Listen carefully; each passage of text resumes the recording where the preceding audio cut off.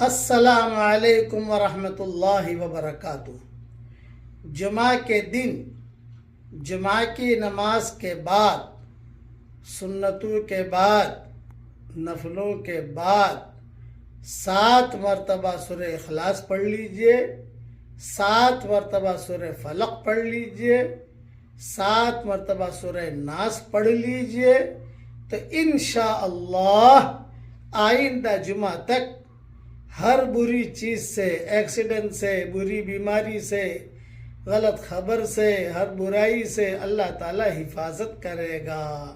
ये मजमून इब्न सुन्नी में मौजूद है। और अगर हमारे माहौल के अंदर चूँकि औरतें मस्जिद में नहीं आती, घर पर ज़ोहर की नमाज़ पढ़ती हैं, तो कोई बात नहीं, ज़ोहर के जुमा के दिन ज़ोहर की नमाज के बाद पढ़ लीजिए।